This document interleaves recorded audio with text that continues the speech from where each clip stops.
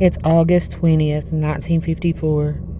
Two farmers in London, Kentucky were searching for some missing livestock when they came across the remains of an unidentified woman. She was covered up with a log and some tree branches. This is her story.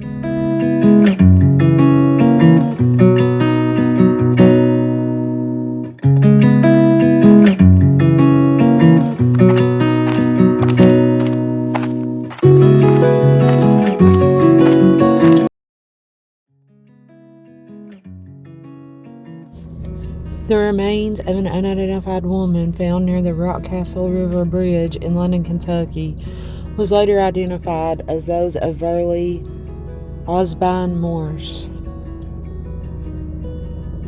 Her body was placed in the indenture in the ground that was made by a log that had been laying there for some time. The log was rolled away. Her body was placed in the indenture in the ground, and then the log was put back on top of her. Verlie was the daughter of George and Nancy Ausbine. This is one of the families that moved back and forth between Campbell County, Tennessee, and Harlan, Kentucky. In the 30s, when the construction of North Dam began, a lot of the families were uprooted, and a lot of them went to Harlan, Kentucky. Some went to Indiana and Illinois. Some families went up to Michigan or Ohio to find work, and they often came back to Campbell County, Tennessee, because this is what they considered their home. So from what I can tell from looking at the various census records and cemetery records and newspaper articles, marriage records, family trees, things like that, Verlie's family, George and Nancy, they lived in Campbell County, Tennessee in 1910 and also in 1920. But by 1930, they lived in Harlan, Kentucky. And Verlie was listed, her name was normally listed as Birdie in the earlier records.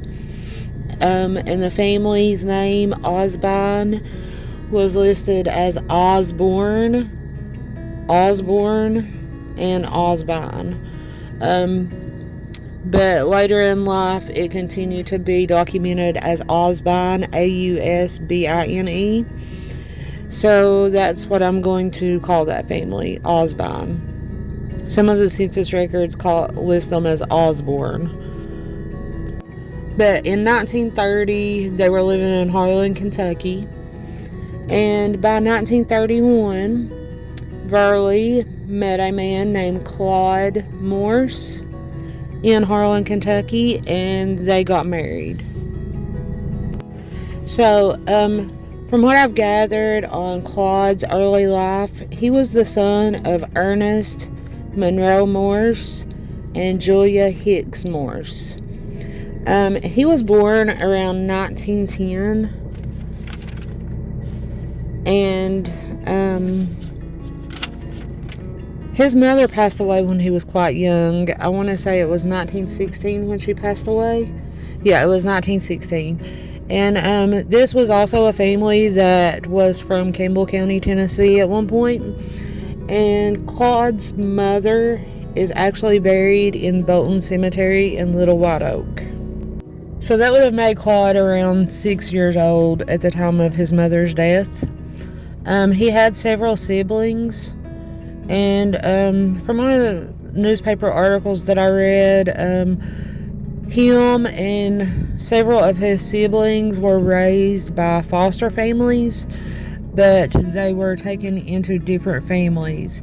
So some of his siblings wasn't raised with him, including one of his sisters, who I'm going to talk about later in the story. But they were raised by foster families. It looks like his dad remarried later, and there were several other children born from this other marriage. But that's about all the information that I've gathered on Claude's early life. His father is buried in Kentucky. I think it's Knox County, Kentucky, where he's buried at. So Claude and Verlie appeared to others that they had a pretty good marriage. They weren't in Kentucky very long until they moved. They moved around quite a bit. At one point, they lived in Arkansas briefly, but then they ended up settling and making their home in Michigan. And this is where they lived for the majority of the time that they were together. And they were married around 22, 23 years before Verlie's death. But I can't find that they ever had any children, so I don't think there were any children born of this marriage. Now, normally I like to cover stories that happened in 1940 or prior, just because I don't want to do stories on someone who still has living immediate family members. But I made an exception in this story because, number one, someone sent me a newspaper article requesting I do this story, and number two, after I started looking into the facts and all the events that happened, Verlie's story is virtually forgotten. And you guys know my motto, a person is never forgotten until the last time their name is spoken. And I don't want Verlie's story to be forgotten. So therefore, I'm going to go ahead and make this video and tell Verlie's story. Now, I don't know if it's because Verlie didn't have any children and she died fairly early in her life, or what the reason is, but all the family trees that I can find on this particular family does not have her in it. However, going by documentation, census records, her marriage record, I'm positive that this is the family that she belongs to. So I don't think that researchers have looked too deep into some of the siblings of their ancestors, and her story is just somewhat forgotten. Now, going back to that day in 1954 when an unidentified body was found in London, Kentucky. Around the same time, a man named Claude Morse, he shows up in Campbell County, Tennessee to visit some relatives. And this visit caused quite a bit of suspicion within the community, which led to a couple of people going to the police to report some of the suspicious activity, and it led into an investigation. So Claude and Verlie left for a road trip, to go visit some relatives. And they were heading from Michigan, their home in Michigan, they were heading to Indiana to visit Claude's brother. Claude shows up in Indiana to his brother's house alone, and he told his brother that Verlie had decided that she no longer wanted to be with him, and she got out of his car in Kentucky. And he didn't want to cause an argument, so he let her go, but while she wasn't looking, he slipped $40 in her purse. That way she wouldn't be alone without any money. And his brother stated that it was a very odd visit because he had drove all the way from Michigan, and he sat down, ate his dinner with his brother, and he ate very quickly, and then immediately after dinner he left. And his brother found that odd. Claude then leaves his brother's house in Indiana, and he then heads to Campbell County, Tennessee, where both him and Verlie both have immediate family members who live there. And he came to notify the family that Verlie had left him and she was pretty much missing, and that he was trying to find her, and he thought that maybe she had came back to Campbell County. And he stated that he had been driving. I guess at one point he said he even went to Florida looking for her. I'm not sure if they had family in Florida as well. But he said that he had been driving through Kentucky and Indiana and Tennessee, and that he had even been to Florida looking for Verlie, and he could not find her. But what Claude did while he was in Campbell County, Tennessee, raised quite a bit of suspicion. So, with his story of his wife being missing, that didn't raise red flags as much as what he did while he was in Campbell County.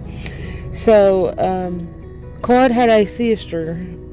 She was one of the siblings who was raised by a different family, but she was his immediate sister. And she married a man by the name of Fred Foster. Now, Fred had been previously married and had children from his previous marriage. And when they got married, Fred had a daughter who was 5 years old at the time. Her name was Udina. And Claude's sister had raised her from the time she was 5 years old. And at this point, this little girl was 15 years old. They had been married approximately 10 years. Well, while Claude was in Campbell County, he decided that he was going to marry Udina Foster, his sister's stepkid, and that's what he did. They got married, and he took her back to Michigan with him. Now, according to some of the newspapers, his sister was interviewed, and she stated that she did not approve of this marriage. However, the story of Verlie being missing and her husband approved of the marriage of his daughter, and that they had several children in the household, and apparently Claude had went to an attorney, and due to the fact that there was a discrepancy in his marriage record to Verlie, he wasn't considered legally married to her anyway, so he wasn't required to get any divorce or anything like that he was free to marry who he pleased. And so he married this 15-year-old little girl and took her back home with him to Michigan. Now, at this point, Verlie's brother, Roy Ausbine, was very suspicious of the fact that his sister was missing, and her husband of 20-something years just decided to take a new bride. He was so suspicious, in fact, that he went to the local authorities. And then later on, he received a letter from Claude Morse stating that it was just a casual letter, but within the body of the letter, it stated that he was fearful that he was going to be charged with a murder that he did not commit. All of this information was turned over to authorities, and they then turned over the information to the authorities in Michigan. And Claude Morse was brought in for questioning. During this questioning, he had stated, at first he stuck to his story of Verlie decided to get out of the vehicle, and he said that this happened in Kentucky. And later he changed his story and stated that Verlie had fallen from the vehicle, and that when he went to pick her up, she was not conscious, so he put her in the trunk of his car. And at this point, he blacked out and did not remember what he'd done with Verlie's body. The authorities in Michigan then contacted the authorities in Kentucky, and the possibility of Verlie being the unidentified woman found in London came up. So it was decided that they were going to exhume the body of the unidentified woman and see if they could get her remains identified to verify if this was in fact Verlie or not. The remains were exhumed, and Verlie's brother, Roy Ausbine, along with Verlie's nephew, Lee Pageant. They were able to identify Verlie by a lock of her hair and the clothing that she was wearing at the time that she was found. So the unidentified woman that was found under a log in London, Kentucky was positively identified as Verlie. And upon bringing this to Claude's attention and again questioning him, he then stated that him and Verlie were in the car and they got into an argument, at which point he blacked out and he didn't know what happened. He didn't know if he'd pushed her from the car or if she had jumped from the car, but he remembered stopping and picking her body up and putting her in the trunk, and then he didn't remember anything else.